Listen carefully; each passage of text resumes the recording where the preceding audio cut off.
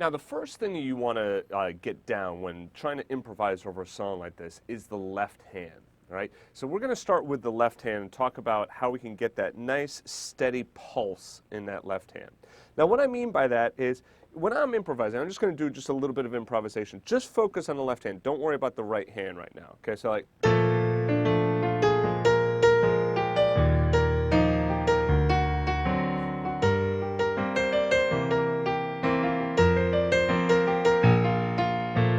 So you notice that left hand, I get that nice boom, chick, or like dun, dun. It's that steady pulse going on in the left hand, right?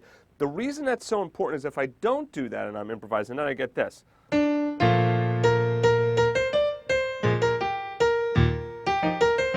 mean, you can hear that it just doesn't have that, that motion to it. Now, even if you're playing with a bass player in this type of music, that will still work all right, even if you're playing those roots. The reason is that typically in this kind of music, the bass player is not going to be like going too far out from the harmony, right? The bass player is probably going to be staying with, you know, like, you know,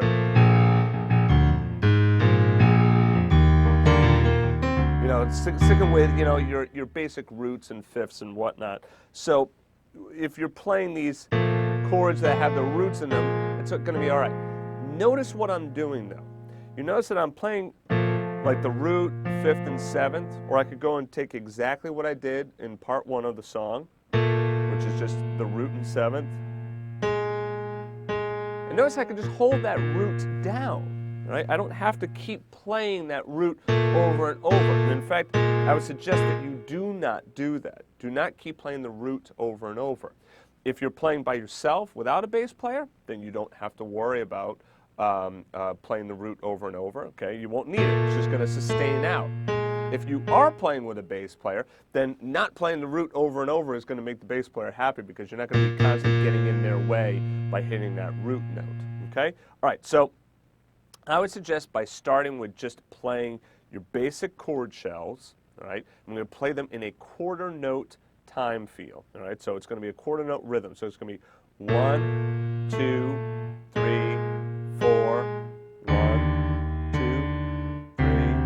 3, 4. So notice what I'm doing. I'm playing the chord shell, the root and the seventh, and then I just play my thumb.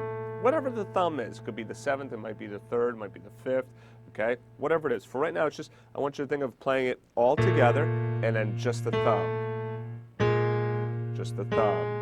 Root, seventh, just the thumb. Root, seven, just the thumb. Don't worry about down here. Do we want to play the seventh? Is it a little too low? Let's not worry about that right now. Let's just take exactly what we did in part one there, okay? Which obviously, you know, go through part one of the lesson before trying to do this section, okay? And then a G minor. We did root 5. We could also do root 7 if we want.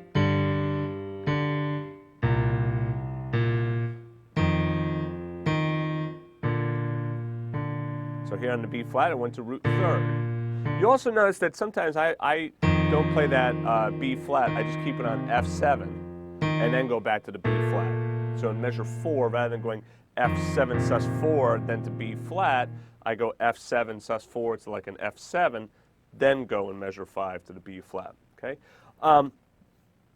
Kind of a cool thing, though, to play the B flat before you come back to beat 1 of measure 5. So it's another nice, you know, you kind of go to the resolution of the B flat on beat 3, but then you start B flat again on beat 1. So both of them work quite well, but you just use them for different reasons. Okay, so the first step is just get that left hand nice and steady with the shells.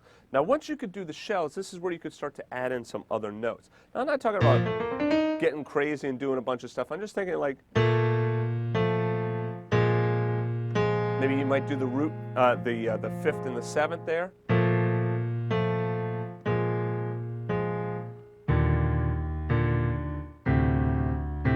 On the D augmented, you might just keep that as root 7th, since that augmented would be a sharp 5. You don't want to do that. It's going to be a little too tense. And then G minor, you might, you know, come up and play the 5th and the 7th. C7, you might decide to come all the way up here. You don't have to go all the way down here. And then play root 3, 7. So notice what I'm doing is I'm bringing in the 7ths, the 3rds, the 5ths, okay?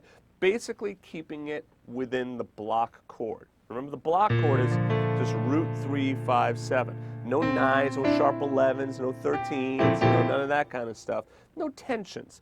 This song doesn't really require any of those chord tensions. And in fact, the more tensions that you put in the song, it's going to start to kind of take away from from the simplistic feel of it, all right? It just feels nice and...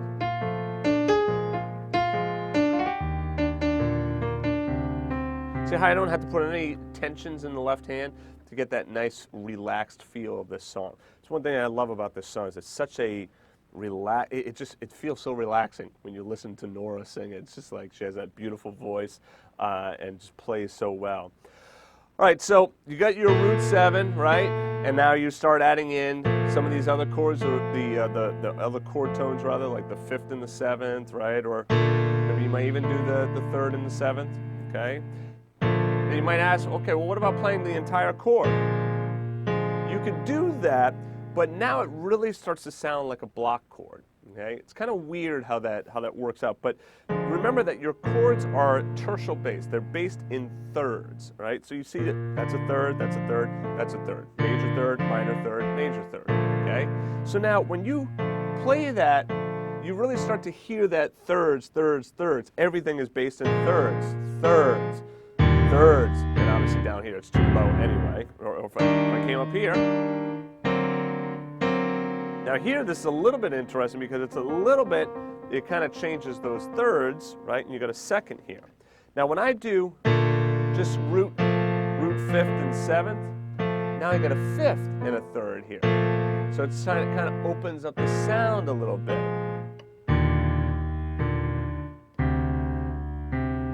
Now on the D, you might think, it's a little thin. Well, that's when you might want to come up and come up here and put the 3rd and the 7th in there. Down there it's going to be too loud. Okay, so then maybe on the E flat, you come up here. But what I'm not doing is I'm not playing all of the notes of the chord. I'm leaving some of the notes out. Usually 1, maybe 2 notes of the chord out.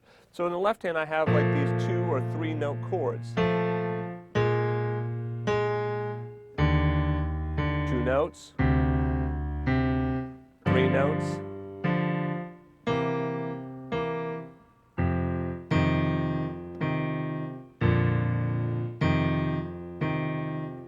Go back to the B flat, I might just play those 2 notes.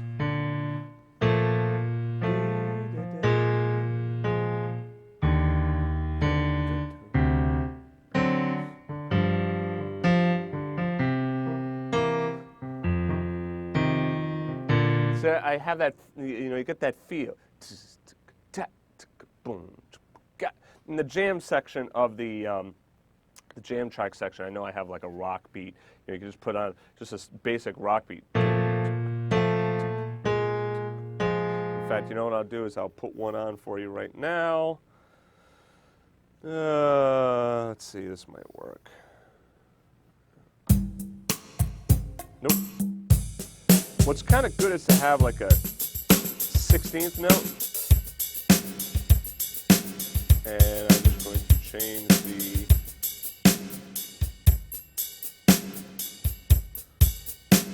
It's not the best beat, but it'll suffice for now. And now I'm just going to play these chords along with that.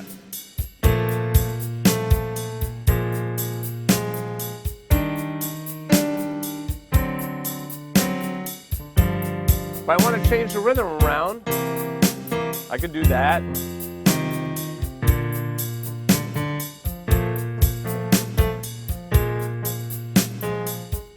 Make sure you're hitting that strong note on that downbeat.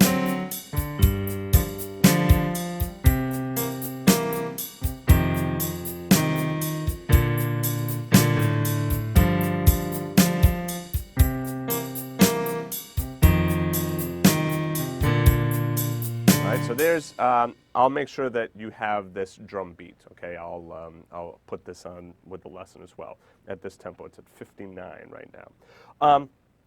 So First step, really get the left hand down solid. Now you might think, even if you're an advanced level player, I got the left hand, I can do that. I would suggest trying to do this even if you're an advanced level player, because now what you could do is now you could focus on, well, what can I do in that left hand? And I would focus on how can I make that left hand more rhythmically interesting. All right, and we're going to talk some more about articulation later on in the lesson, but how can you articulate that left hand?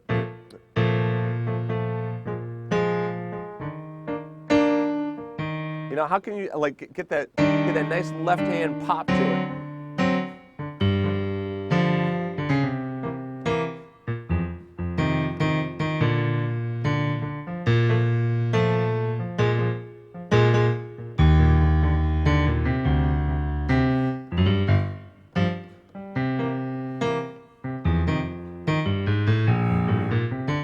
I start trying to do some interesting stuff in the left hand.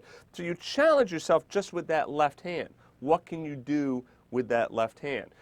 In fact, if you're an advanced level player, I would say, you put that drum beat on. How much of an improvisation can you create just with that left hand?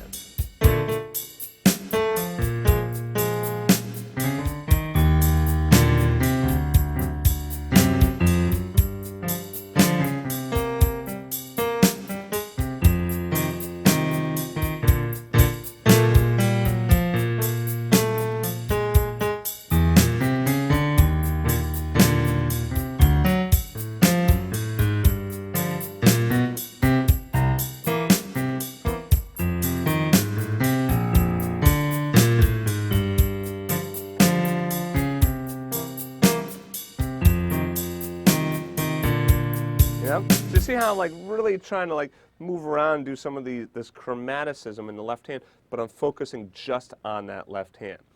If you can do that, right? Well, first of all, if you could do that, then you're probably not watching this lesson. But if you can get to that point, now when you start to add in the right hand, now it's not just like, oh, the left hand's just over here just to help, accompany the right hand. Now the left hand.